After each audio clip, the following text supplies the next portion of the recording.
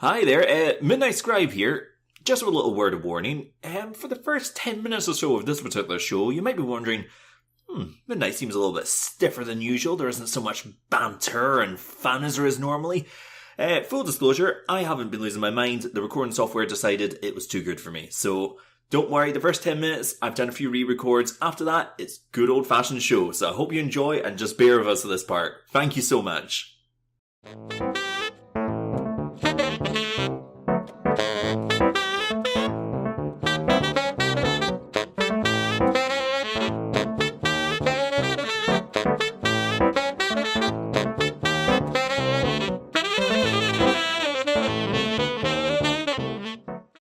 Hello and welcome to Midnight Scribe's Creative Vibes, where we speak to the best of the bronies and discover what makes them tick. Now this intro bit of the show has always been a bit cringy. Usually I tend to make a joke, it falls flat, and we move on nice and quickly to the week's guest before anyone can notice what's happened. However, today, after a day at the office where it was pointed out by a colleague that my trousers had actually split down the middle, I had a bit of a revelation, and that's that there's no need for a joke here because I am the cosmic joke of this show. But now we have that out of the way, let's talk about tonight's guest. She's a British artist who's been in the MLP scene for 8 years, and has a fondness for rice crackers as well. We'll be learning much more about her in the coming moments, so let's give a warm Creative Vibes welcome to Beamy. Beamy, how are you doing? I'm actually doing okay. I'm not doing too bad, to be honest. So how did you first get into MLP? Well, I remember when it actually all started, the first season when it came out. I remember one of my friends was like, "Oh yeah, you need to start watching this," and I was like, "Okay, sounds interesting." I kind of like cartoons, so I thought, yeah, it could be my appeal. So I started watching the first and the second episode, and that was, I think, when the third episode literally aired the week after. That's when I started to think, oh yeah, I actually really, really like this show. And I thought, when it comes more out, I will start watching it more. And it just became a massive thing to me now. And it's like my life. And it's just ever since then, yeah, it's just there. Ah, so it would be through word of mouth then? Yeah, it's literally just one by one, you just get a friend, like mouth to mouth kind of thing. It just carries on. Is that I've told some of my friends before, oh yeah, you really should, watch this, and I got my friends into it. Oops. Now you've been doing art for a good while now. How did you actually first get started doing pony art? What brought you into the fandom? Oh, it was actually on season 2 when I started to get more creative and actually do art. I was already kind of doing like anime and kind of like, I wouldn't say furries, but more like fursuiters and like ferals, and I was doing that type of stuff before, but I was like, drawing ponies is kind of similar to ferals. I thought I could kind of change that and, start doing that kind of art. And I just got hooked instantly. And I've never looked back. You spent the first 6 years being a traditional artist, but in the last 2 you've switched to digital with the occasional traditional drawing coming in as well. What inspired the change? Well, when I started doing traditional, I thoroughly enjoyed it. Everyone was liking it as well. But it was only when I started to go onto DeviantArt, which is like the art site, where I used to post all my, traditional artwork and that. And I saw that other people were doing a lot of digital ones, and I was like, oh, that sounds really, it looks really, really cool, like so much detail. And I was like, oh, I would love to do that. So, me being me, I decided to go on Microsoft Paint.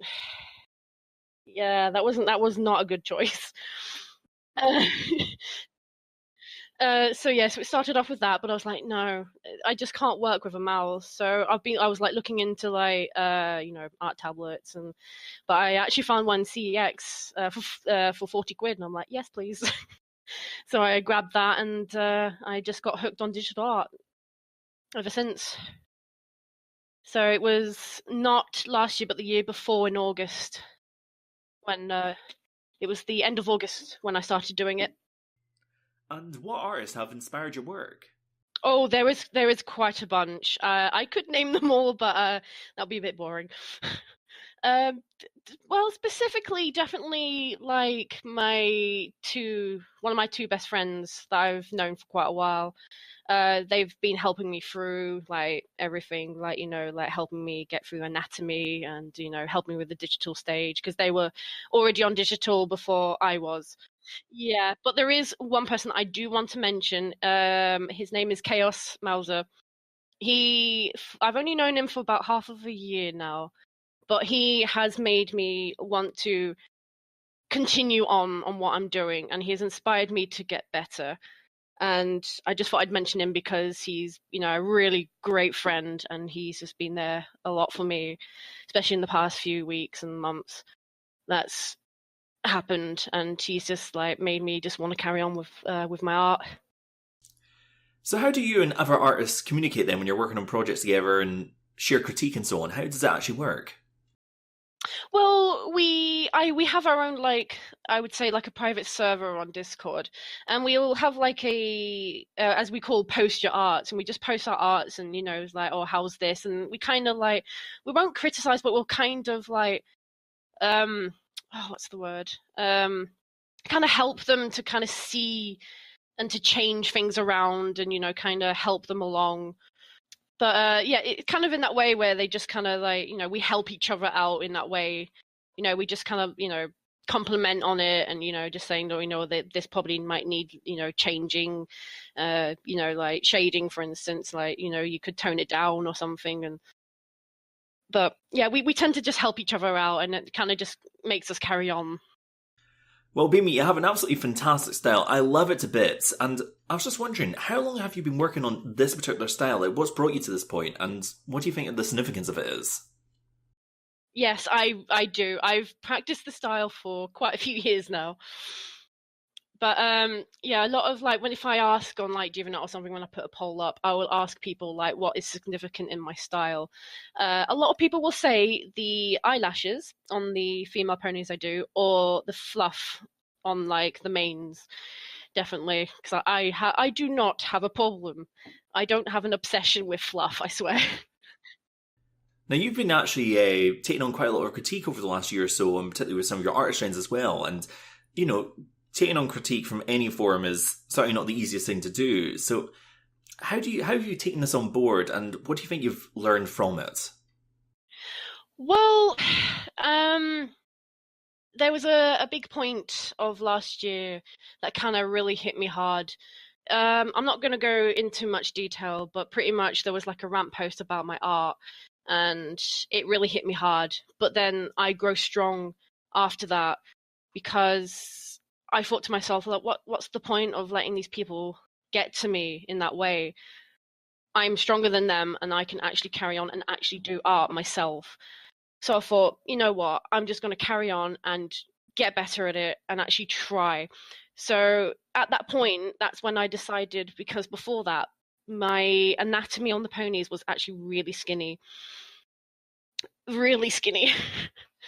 So I changed it to more of a, like a chubbyish part, and I just kind of significantly changed, like the ears, definitely I made them fluffy now on the inside. And I've just kind of tried to focus on anatomy, on how it would work, on the mains as well, like how would it flow. But yeah, I think that was probably the start of when it all happened, of me just changing a lot of things and trying to focus on, anatomy and just everything about it. I have to say, I love your chibi artwork. It is so much fun. I love them to bits. They're ridiculously adorable. How long have you been doing these chibis for? Are these relatively recent? I've only just recently, I think it was in October last year actually, is when I started to get actually into the chibi style. Before that, I didn't even know how to do chibis. Now tell me, what's your favourite part of drawing? Oh, goodness. Sketches, definitely. I could just sketch anything, any day, and I'd just be happy. And, well, Beamy, I've noticed that you're mainly a hobbyist artist, and, you do on the odd occasion take a commission, but from what I've seen on DeviantArt and so on, you say that you're in it for the joy of doing art, which is really pure and really cinnamon rolly as well. And how do you keep the joy in doing the art you do, and how do you balance life around it? I definitely keep the joy of doing it for my friends. I tend to just kind of like draw some of my characters, but then I'll get kind of bored. So then I'll just kind of, or otherwise we'll be talking on Discord and they'll give me like a massive idea and I'll be like, okay, I'm going to draw that. And it'll just drive me to actually draw on that perspective kind of thing. Okay, yeah. So, I mean, obviously, I work at Subway, so I'm technically a sandwich artist as well. Ooh. So yeah, so I work, and obviously I live with my roommates right now, so I'm having to kind of balance my life around them. But I would normally either draw like really late evenings or like really early in the morning if I'm still up. But to be honest, I'll just be on my computer and I'll just kind of draw. And it's kind of like my me time kind of thing. So yeah, so obviously with my friends, I'll tend to do a lot of things for them, but I tend to just keep it as a hobby because I know if I go into the job wise of it, I'll just get bored of it. I just don't see the point of me wanting to do something and loving something so much and losing that because of me getting completely paid for it and actually doing it as a job.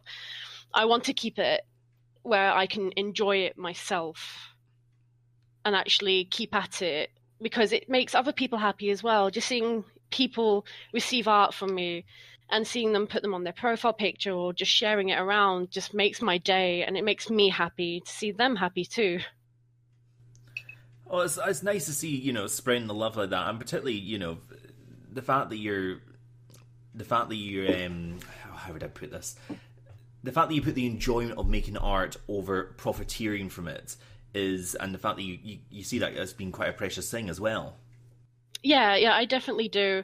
It's just I see it mostly because I'm a very I would say joyful person, and I love seeing people happy, and I know I underprice my art. I get told it a lot, but I would rather see someone who doesn't have that much money can actually get something that they want from me and actually get something of their character or like a cannon pony or something and actually just see them happy, and that makes my day to see them happy to receive something like that. Oh, that's so adorable. And I just want to bask in that for a moment rather than go on to another question. Just enjoy that. It's fine, but it's because I've been in that situation where people, when some people can be like in a bit run down situation and they don't have very much money, or they're just in a really run down place in their mind emotionally. And just some art can just make that person's like day, or even just like a few days, weeks, or month. It could just make their whole time just shine, and it makes me extremely happy and just proud of myself that I can do that for someone. Well, I tell you what, that is an incredibly noble and such an awesome thing to hear as well. Like, if I had a studio audience here, I'd want them to clap for you, because that is just absolutely fantastic. Oh, thank you. And I tell you what, following on from all this talk of happiness and all the sappy stuff, we have to talk about what brings us together here, which was My Little Pony. So we've got a few questions. We like to ask this to all our guests as well. Just a few standard questions, just to learn a little bit about you and about the show. Go for it. And our first question is, favourite character? Oh, Princess Celestia. Oh, straight in there, no messing around. No doubt. I literally have a lot of Princess Celestia things, plushies, ornaments. Yeah, I don't have an obsession, I swear. So how can we like Princess Celestia? What makes her your favourite character then? Well, there's a few reasons. One, I just think she's really pretty. Two, she is a very misunderstood character. Three, I just think that her personality kind of reminds me a little bit of me. Kind of thing. She hides a little bit of silliness in there, but she can be serious when she really needs to be, but not too serious to scare some pony. Kind of thing. And I think I kind of look up to Princess Celestia in a way. Oh, she's definitely an awesome role model, and no doubt there. And I've always enjoyed whenever they've had like a Princess Celestia themed episode, because you don't get a lot of them. They only appear like once in a blue moon. Yeah, so pretty much I would say not even one in every season, I wouldn't think. There hasn't been many, which is sad. They really need to bring her more. No, I was going to say, I'll be one happy pony if that's the case, if they bring more Celestia in. Well, who knows what they'll do with season 9? Because I mean, certainly with season 7 and 8, there seemed to be a lot more kind of fan-aimed content, for want of a better term. Yeah, well, they brought Celestia in the the Daybreaker series. They brought her in the play. So the fact is that I actually got to see her in a bit more, made me feel a bit more happier. Like, yay, they're actually bringing more characters like that into it, and I think that's great of them. Oh, definitely. It's nice to see them actually exploring a few different ideas as well. And I'm guessing then that your favourite episode might possibly be a Celestia-themed episode, maybe? Maybe.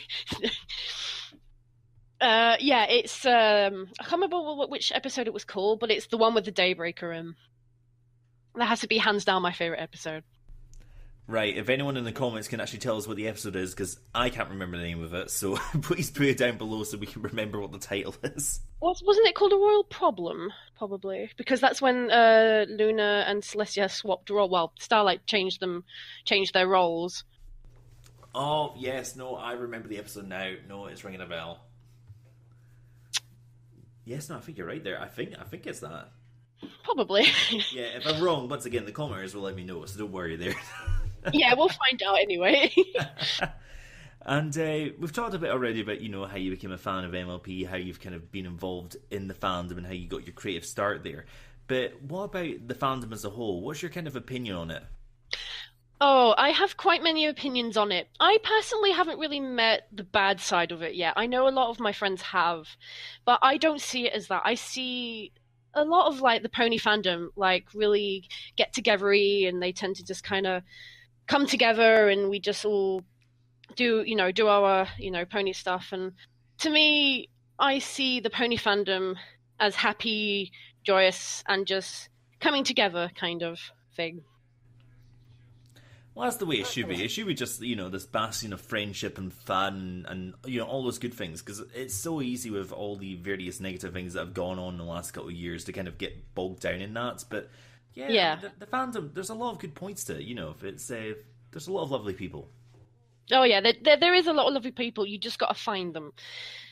That's because you will obviously meet a lot of horrible people in your life, but you will anywhere else in life. You'll go into town and you'll find some silly person just doing something stupid, and yeah, you'll meet them no matter where you go.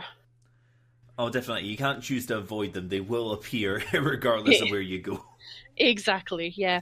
But I went to the UK PonyCon last year, and I just felt at home. I was the happiest person for quite a while, and it was just the fact is that everyone was just so happy and just just having the time of their life, and just kind of seeing that was making me feel happy, and I felt so at home, kind of thing. If that kind of makes sense. Oh yes, no, I can completely understand that. No question there. No, John, I've never actually been to UK PonyCon. It's been on my to-do list for years, and it just hasn't worked out yet. Oh, you really should. I do highly recommend it. It's amazing. It's one of the best times of the year for me, personally. I'll definitely have to add it to my calendar then, because I need to go there, and I also need to go to Griffish Isles as well. Yeah, I'm going there this year. And fab. Well, I'll tell you what, I have to now ask as well, have you been to Brony Scott? I have not. That is another one I need to do, but because of my work, it's a bit difficult, unfortunately. Oh, yeah. No, that's understandable, but we would definitely love to have you there. We'd love to have all the ponies there, because it's we're small con. We love ponies. Please. It is. I would love to. That because I have heard a lot of amazing stuff about Brony Scott, but because I already had Griffish Isles and PonyCon on my mind, and I couldn't have another one off because I'm having to see my family this year as well. So it was just going to be a bit of a problematic with me trying to get there as well. So unfortunately, I'm so sorry. Oh, of course. No, it's fair enough. Don't worry, I'm not guilt tripping you or anything. No. No, it's fine. It's just because, full disclosure, I'm the marketing pawn for Brony Scott, so it's my job to plug this at least once an episode. And yeah. Just are you going to Brony Scott? Are you going to Brony Scott? Yeah, come on, come join us. Be one of us. I know I lack any subtlety whatsoever on this subject, I'm afraid. Oh, that's completely fine by me. But I've been told also that I should actually do vending as well to sell my art, but I personally feel that I'm not quite there yet. I probably, maybe next year, probably is when I will probably start more into vending and look into it. But for now, I'm just going to keep it as like a hobby, just kind of like doing it here and there and kind of thing. Just go there just for the fun. Oh, yeah, exactly. And you can still continue to enjoy the cons while building up the talents. And then next year, if you want to go for it, go in full steam ahead. Yeah, no, definitely. I've got my my other chaos that I mentioned earlier, and some other friends as well who were going to be vending as well. So they said they'd be more than happy to help me with it, and I think that's really sweet of them that they want to do that for me. Well, it sounds to me that you have some absolutely awesome friends there, and that's great to hear. Oh, I really do. I love them all to pieces. Oh, well, I tell you what. On that happy note, I reckon this would be a good point for us to wrap up the show.